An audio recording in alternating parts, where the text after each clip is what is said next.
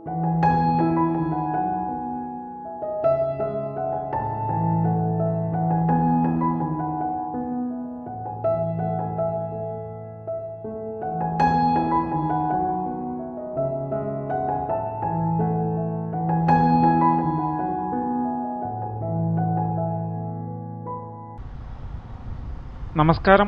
പാലക്കാടിൻ്റെ തനതായ നാട്ടിൻപുറ കാഴ്ചകൾ കാണിക്കുന്ന നമ്മുടെ പുതിയൊരു വീഡിയോയിലേക്ക് എല്ലാവർക്കും സ്വാഗതം.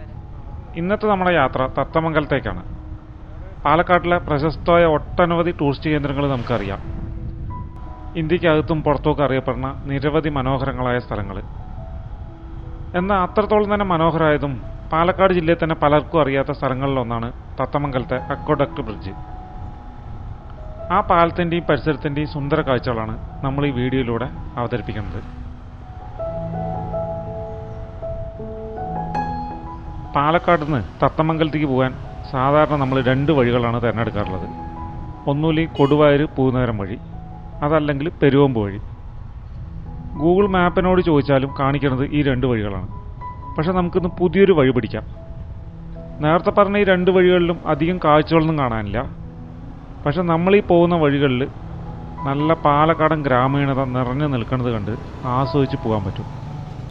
പാലക്കാട് നിന്ന് ചിറ്റൂർ പോണ വഴി കൂടി നീങ്ങിയാൽ കൊടുമ്പ് സുബ്രഹ്മണ്യ സ്വാമി ക്ഷേത്രം എത്തണ മുമ്പ് നമുക്ക് ആൽത്തറ എന്നൊരു ജംഗ്ഷൻ കാണാൻ പറ്റും. ഇവിടുന്ന് വലത്തേക്ക് തിരിഞ്ഞ് ഓലശ്ശേരി കൂടിയിട്ടാണ് നമുക്ക് പോകേണ്ടത്. ഒരു കൊടും വളവിൽ വെച്ചാണ് ഇങ്ങോട്ട് തിരിയേണ്ടത്. വളരെ സൂക്ഷിച്ച് വാഹനങ്ങളൊന്നും ഇല്ലെന്ന് ഉറപ്പ് വരുത്തിയിട്ട് വേണം ഇങ്ങോട്ട് തിരിയാൻ. ഇവിടെ നിന്ന് ഇറക്കമിറങ്ങിക്കഴിഞ്ഞാൽ ശോകനാശിനി പുഴയുടെ കുറുകെ നിർമ്മിച്ചിട്ടുള്ള പാലം കാണാൻ പറ്റും. പല പ്രാവശ്യം വന്ന സ്ഥലമാണെങ്കിലും ഈ പാലത്തിൽ നിന്നുള്ള ശോകനാശിനി പുഴയുടെ സൗന്ദര്യം ആസ്വദിക്കാതെ നമുക്ക് പോകാൻ പറ്റില്ല. ശാന്തസുന്ദരമായ കാഴ്ചകൾ, അതും ഈ മനോഹരമായ പ്രഭാതത്തിൽ നമുക്കിവിടെ നിന്ന് ആസ്വദിച്ച് പോകാം.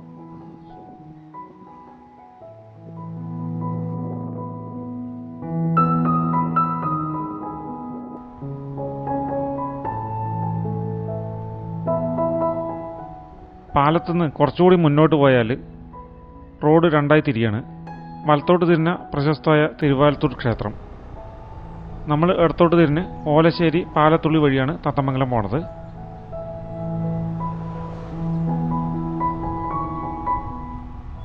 ആ പേരുകൾ കേൾക്കാൻ തന്നെ എന്ത് രസമാണല്ലേ. ഓലശ്ശേരി, പാലത്തുള്ളി കേൾക്കുമ്പോൾ തന്നെ ഒരു പാലക്കാടൻ ഗ്രാമീണ ചന്തം നിറഞ്ഞു നിൽക്കുന്നുണ്ട്. രണ്ടു വശത്തും പാടങ്ങൾ നിറഞ്ഞു നിൽക്കുന്ന മനോഹരമായ വഴിയാണ് നമ്മുടെ മുമ്പിൽ നീണ്ടു കിടക്കുന്നത്. ഈ വഴിയുടെ പ്രത്യേകത ഇത് തന്നെയാണ്. ഒന്നാം തരം പാലക്കാടൻ ഗ്രാമീണ കാഴ്ചകൾ കൊണ്ട് സഞ്ചരിക്കാം. പച്ചപ്പാടങ്ങളും പശ്ചാത്തലത്തിൽ വരമ്പത്ത് തലയാട്ടി നിൽക്കുന്ന തെങ്ങുകളും, എത്ര കണ്ടാലും മതി വരാത്ത നാടൻ കാഴ്ചകൾ.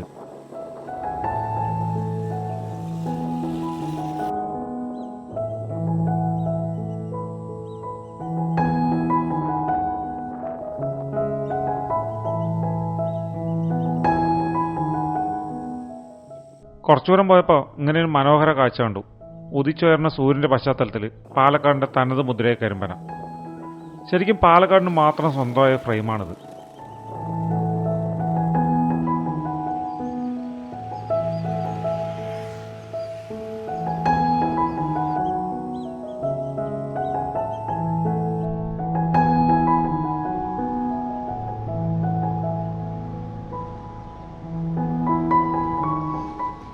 നമ്മളിപ്പോൾ പാലത്തുള്ളി എത്തി. ഇവിടെ നിന്ന് വലത്തോട്ട് തിരിഞ്ഞാൽ നമുക്ക് തത്തമംഗലം എത്താൻ പറ്റും.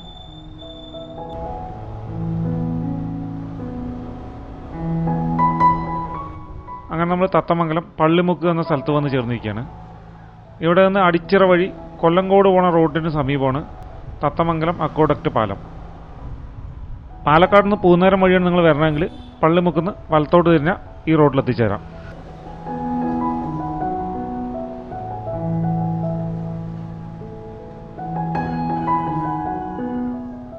നല്ല രസമുള്ള ഗ്രാമീണ വഴി കൂടി സഞ്ചരിച്ച് അവസാനം ഞങ്ങൾ തത്തമംഗലം പാലത്തിൻ്റെ ദൂരക്കാഴ്ച വലതുവശത്തായി കണ്ടു. അപ്പോൾ നിങ്ങൾക്കും കാണാൻ പറ്റും വലതുവശത്തായിട്ട് നീണ്ടു കിടക്കുന്ന ഒരു പാലം.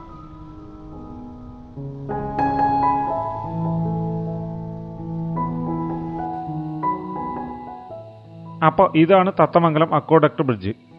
ഈ പാലത്തിലെത്താൻ രണ്ട് വഴികളുണ്ട്. കാറും കൊണ്ട് വരുന്നവർ നമ്മളിപ്പോൾ വന്ന് ഈ വഴി കൂടി വന്നാൽ ഈ കൊല്ലങ്കോട് റോഡിൻ്റെ സൈഡിൽ പാർക്ക് ചെയ്തിട്ട് പാലം കാണാൻ പറ്റും. ഇതല്ലാതെ പാലത്തിൻ്റെ മറുകരയിലെത്തണ വേറൊരു ഇടവഴി കൂടിയിട്ടുണ്ട് ഇവിടെ.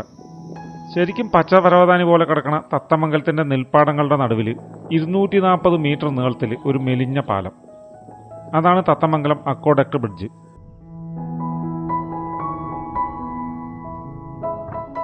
മീങ്കര ഡാമിൽ നിന്ന് വരുന്ന വെള്ളമാണ് ഈ പാലത്തിനടിയിൽ കൂടി ഒഴുകുന്നത്. ഈ പാലത്തിൻ്റെ പ്രത്യേകത എന്താണെന്ന് വെച്ചാൽ അതിൻ്റെ നീളം തന്നെയാണ്. ഇത്ര നീളം കൂടിയ പാലം പാലക്കാട് ഹൈവേകളിലല്ലാതെ വേറെ എവിടെ ഇല്ല എന്നാണ് എനിക്ക് തോന്നുന്നത്.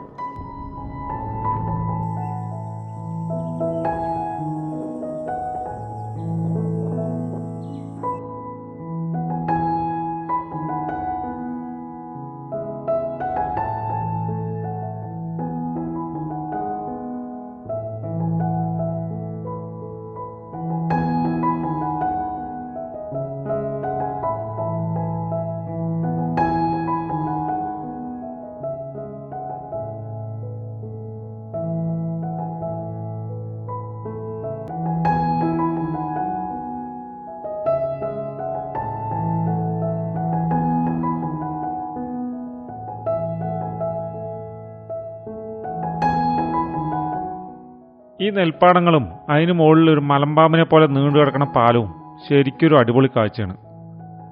ഇതുവരെ കാണാത്തൊരു വ്യത്യസ്തമായ കാഴ്ച. ഇതുപോലെ എത്ര എത്ര അറിയപ്പെടാത്ത സ്ഥലങ്ങൾ നമ്മുടെ ഗ്രാമങ്ങളിൽ ഒളിഞ്ഞു കിടക്കുന്നുണ്ടാവും.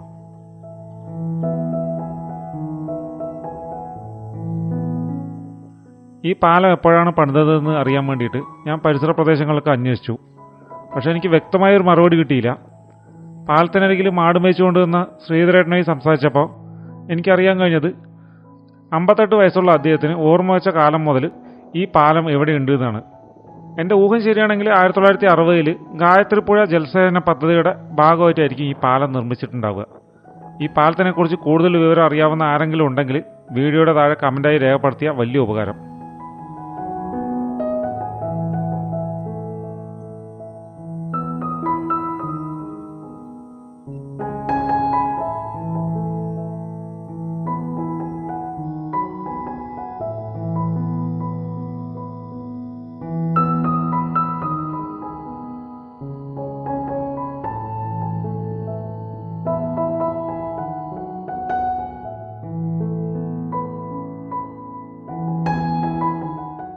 ഇനി നമുക്ക് ഈ തത്തമംഗലം പാലത്തിൻ്റെ ചില ആകാശത്തു നിന്നുള്ള ദൃശ്യങ്ങൾ കാണാം. പാലത്തിൻ്റെ ശരിക്കുള്ള സൗന്ദര്യം ഈ ഡ്രോൺ ഷോട്ടുകളിൽ നിന്നാണ് കാണാൻ പറ്റിയത്.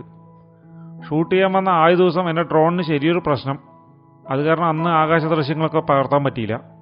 അത് ശരിയാക്കി പിറ്റേ ദിവസം വൈകുന്നേരം ഒന്നുകൂടി വന്നാണ് ഞാൻ ഈ ഡ്രോൺ ഷോട്ടുകൾ പകർത്തിയത്.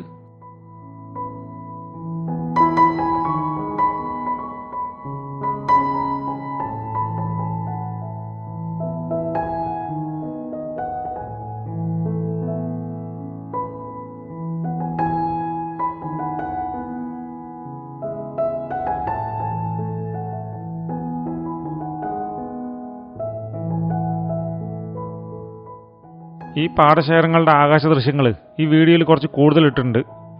വിദേശത്തൊക്കെ ജോലി ചെയ്യുന്ന നമ്മുടെ സഹോദരങ്ങളായ സബ്സ്ക്രൈബേഴ്സിനും കൂടി വേണ്ടിയാണത്. മരുഭൂമിയിലെ ചൂടിൽ കഷ്ടപ്പെടുന്നവർക്ക് സ്വന്തം നാടിൻ്റെ തനതായ ഈ പാടങ്ങളും പനകളും പച്ചപ്പൊക്കെ കാണുമ്പോൾ തീർച്ചയായും മനസ്സ് കുളിർക്കും. നമ്മുടെ നാട് അത് ശരിക്കൊരു വികാരം തന്നെയാണ്.